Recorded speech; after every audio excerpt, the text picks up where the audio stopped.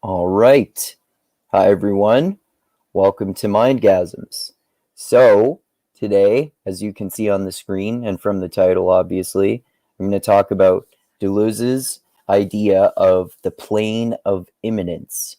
And obviously, as you can see, it has to do with Plato's realm of forms or realm of ideas and Alfred North Whitehead's idea of an immanent God rather than a transcendent God. And so, I guess to start off with, I will talk about Deleuze a little bit here. So, I'm going to show you a picture of Deleuze, and he was basically a French philosopher who was also a Marxist, and but his philosophical writing that I've read has basically nothing to do with Marxism, other than one of his books that I have not yet read called Capitalism and Schizophrenia, which I am interested to read, even though I obviously am not a Marxist myself. But anyway, so here is what Deleuze looks like there, you know, typical French intellectual guy. And so basically, like I said, this is his idea. His idea is the plane of immanence. And oh, I forgot to mention, he also basically was often associated with post-structuralism, even though he himself was not necessarily actually a post-structuralist.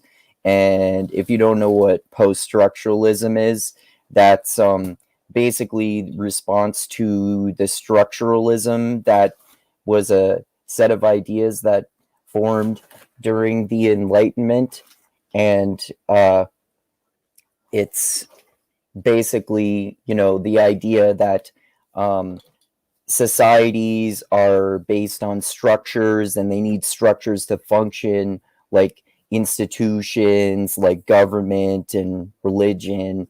And it also kind of relates to not exactly because they're different types of philosophical ideas, but it's a little bit similar to Plato's idea of the realm of forms, because that's the idea of a structure. And so I guess what I'll talk about next is, I guess I should talk about Plato would be a good idea to go to next. So I'll wait just a second here. Um, oh yeah, no, there is a picture of Plato here. So let me see here. So here is a picture of Plato. You've probably seen what he looks like before, like that, or, like statues, like you can see up here, like a statue of his face there. And obviously, he's like a famous Greek philosopher, and he's famous for also writing the dialogues about Socrates from the perspective of Socrates. And of course, there's a little bit debate among historians and philosophers as to whether Socrates actually existed or he was just a character that Plato created in order to explore his ideas in the form of his dialogues that he wrote. Um, so basically, among many others, one of Plato's ideas was his realm of forms. And I'm going to show you the definition here that I looked up. It's basically his realm of forms was the idea, and I'll just read it to you here. Plato's forms, such as beauty, and obviously there are other forms too, like um, you know, um, I was gonna say virtue, but forms like beauty, maybe like intelligence, or the form can be any idea really. But anyways, forms such as beauty are more real than any objects that imitate them. Plato's Socrates held that the world of forms is transcendent to our own world, the world of substances, and also is the essential basis of reality. Superordinate to matter, forms are the most pure of all things. Okay, so basically, to get into that a little bit more, what he's talking about is that the forms are real than the objects that imitate these forms. So there are these forms, like beauty, for example, and then, the form of beauty can turn into a beautiful woman or a beautiful man or a beautiful piece of art. And so in Plato's dialogues, he has Socrates hold the position that Plato has this idea of the world of forms and it's transcendent.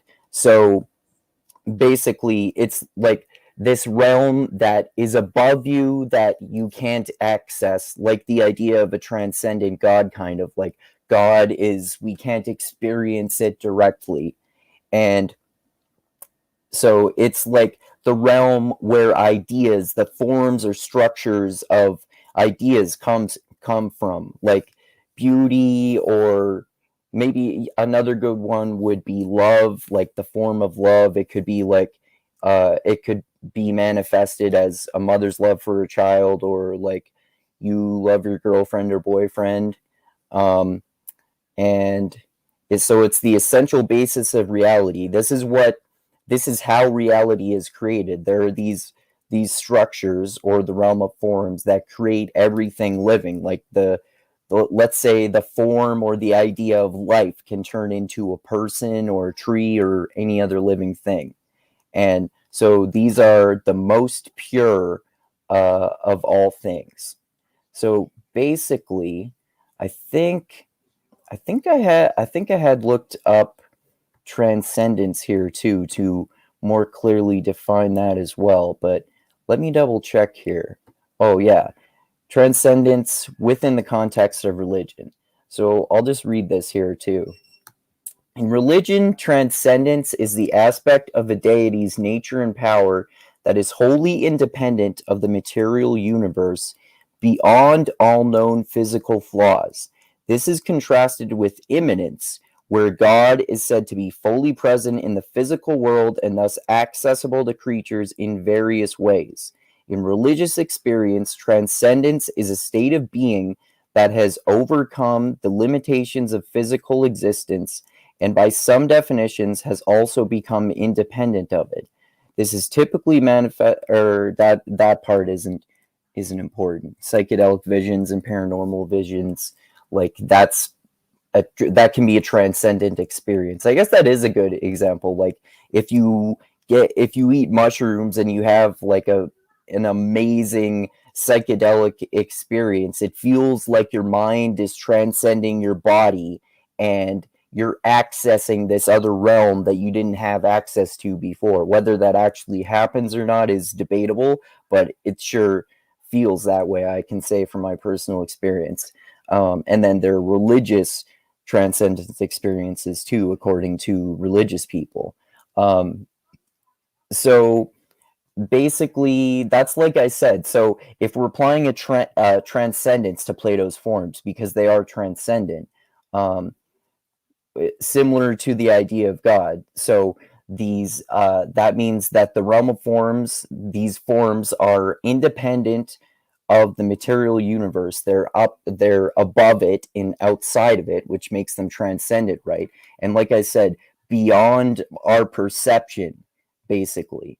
And then this gets into the alternative to that, which is imminence, which is sort of the opposite, which is basically God. Like we have access to God, we can communicate with God. So similar to that, basically with the realm of forms, Plato comes up with the idea of the plane of immanence instead. And basically that's well, actually, I guess before I get into that, I'll talk a little bit about the idea of transcendence in terms of a transcendent God, and then that's easier to be able to contrast it to an immanent God. And I'll tell you about the idea of an immanent God too. But basically, in terms of transcendence, the idea is that God, and we can say this with Plato's realm of forms, a realm of ideas too. So gods, or let's say ideas, and the structures of reality, you've heard a lot of people say this about that idea of a transcendent God, that God is omniscient, omnipresent, and omnipotent, right? So I'm going to screen share all of these here. So this is omnipotence, for a lot of you do know, I'm sure, but for those who don't know, that means like having unlimited power, able to do anything. The quality of having unlimited power and potential. Monotheistic religions generally attribute omnipotence only to the deity of their faith. So, but basically, Plato is applying that to his realm of forms, a realm of ideas, right? So, basically, that means that, it's this idea that God is all powerful. And then, so, wait, did I close that? No. Omniscient, that's omnipotent, right? Yes, all powerful, having unlimited power. Okay, so let's see. In terms of which one am I going to go to next here? Omniscience or omnipresence? Let's see here. Let's go with, well, omnipresence kind of self-explanatory in a way, right? So it's basically like existing everywhere at once. Widely or constantly encountered, common or widespread, like ubiquitous, basically. Yeah, omnipresence or ubiquity is the property of being present anywhere and everywhere. So obviously, it's this idea that God is always everywhere. You can't escape God, right? So it's that idea. And then, so if we get into the idea of omniscience here, you probably kind of get where this is going with omnipresence and omnipotence. Omniscience is knowing everything. So it's this idea of God being all knowing, right? So if we, again, apply these ideas to Plato's forms, Plato is putting forth the argument that these ideas are like, they know everything, so they have access to all information all the time, and they exist everywhere, so they are everywhere all the time, and they're all powerful. So since they're the structure of ideas and our thoughts and reality, they control the way that reality is manifested and our existence is manifested, right? So then we can get into Alfred North Whitehead here and his idea of an immanent God rather than a transcendent God, which leads us to the idea of the plane of immanence rather than Plato's realm of forms. Okay, so here is a picture of Alfred North Whitehead, 1861 to 1947. All right. And then I'm going to go here to his idea of an immanent God. So I'm going to screen share this here too. And we know what transcendence is, right? Like all powerful, like all of these qualifications: omniscient, omnipresent, omnipotent, and this is a transcendent God, right? So then let's look up the plane of immanence here. Okay, so founding concept in the metaphysics of ontology. So ontology, that's how we define reality. It's different from epistemology and how we know things, right? So ontology is like what exists. That's why we can say plane of immanence rather than the realm of forms, because it's like what is real and how reality exists, basically. And that's why it's applied to metaphysics, because transcendence is an aspect of metaphysics, because it's what you're speculating about what is above your perception, and it gets into theology with God, of course, and then we apply this to Plato's realm of ideas, and then and then Deleuze's plane of immanence here. So the ontology of French philosopher Gilles Deleuze, I'm probably mispronouncing it, immanence, meaning existing or remaining within, generally offers a relative opposition to transcendence, like I said. That which is beyond or outside of our perception. So it's a founding concept of the metaphysics of his, existing or remaining within.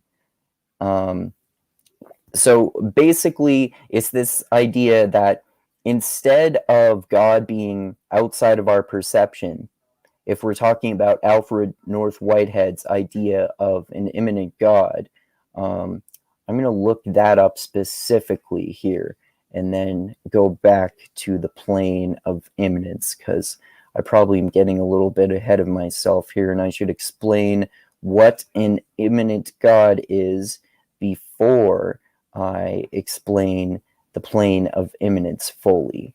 So let's go here to an immanent God. And remember, this is Alfred North Whitehead, and I forgot to mention, he was a mathematician and philosopher, and he also is famous for coming up with this theological idea of process theology about how you define God as a process, which is, again, I don't believe in God because I'm an atheist, but I think this is an interesting way of looking at God. So anyway, according to Christian theology, the transcendent God, who cannot be approached or seen in essence or being, becomes immanent primarily in the God-man Jesus Christ, who is the incarnate second person of the Trinity. So that relates to how obviously Jesus is the manifestation of immanence. But if we apply this to, I guess I didn't look that up exactly, but I can explain it here. So what an immanent God is exactly is obviously the opposition to transcendence, right? So instead of God being omniscient or all-knowing and knows everything, God does not know everything. God has limited information, and instead of God being present everywhere, God is only present in one place at a time. God can't be everywhere at once. And omnipotent means God is not all-powerful. And the most interesting aspect of this to me, of Alfred North Whitehead's idea of an immanent God, is that God can change. God is not eternal and unchanging. This monotheistic religious idea of this God the Father, the anthropomorphized God, this old guy with a white beard in the sky.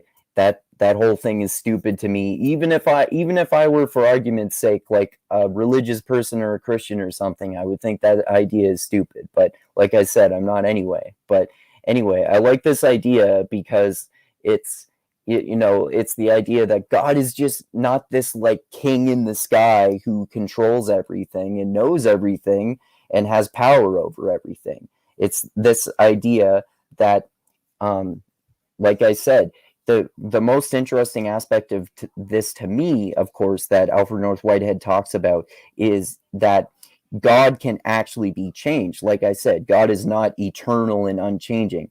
And it's even the case that you can change God just as much as God changes you. So, God is, in this idea of God, it's interacting with the world and interacting with people, and God is, I'm deliberately not using gendered terms just because I think applying the idea of a gender to something like God doesn't make sense to me anyway, and is stupid, regardless of what gender you want to apply to it. I don't really care. But anyway, so God can be changed, like we can influence God. And this makes a little more sense too, because it answers the theological question that has been one of my own atheist criticisms of religious people like Christians or others before, that this idea of this is a classic argument against God, for example. If God is all powerful and all knowing, then why would he allow things like the Holocaust to happen, right? And then, like, the dumb response of people to this is it's all part of God's plan, which, like, God shows how fucking brutal God is, or how brutal your perception on reality is, in my opinion. If you can say, oh, the Holocaust was okay because eventually it'll balance out because God will reward us and be good and shit. No, that's fucked up, even if that's actually the fucking case, right?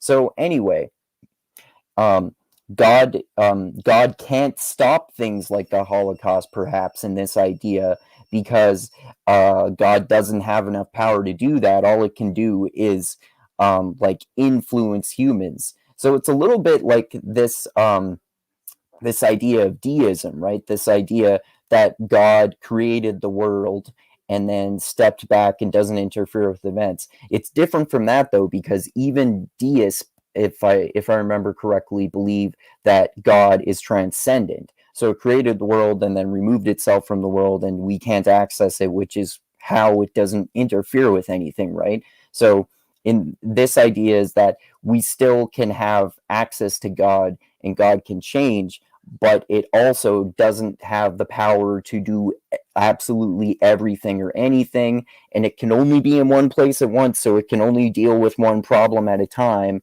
and it um and it doesn't know everything. It needs to learn, like God learns and changes its mind based on learning new information. So I really like this idea of an immanent God, because it's this idea of a god is much more human. It kind of reminds me of like really old ideas of God, like Greek gods, because they're really human, because they're really flawed, and they're lying and cheating and fucking each other over all the time, and betraying each other, and even starting wars with each other sometimes. And Zeus is always like cheating on his wife and having all these bastard sons and stuff.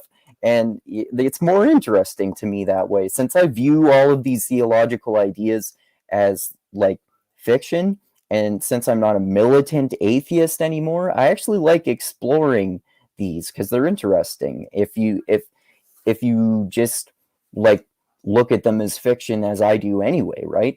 And even if you are a religious believer, I think it's interesting to explore new ideas about this if you are interested in that sort of thing, right? So anyway, so with this idea of an immanent God, of course, Deleuze applies that idea of Alfred North Whitehead to the plane of immanence, right? So, like I said, I'm going to show the definition that I pulled up here before again, because I think it'll be a little easier to understand now that I've explained the concept of an immanent God. So, plane of immanence, like I said, is a founding concept in the metaphysics or ontology of Gilles Deleuze. Immanence, meaning existing or remaining within, generally offers a relative opposition to transcendence, that which is beyond or outside our perception, right?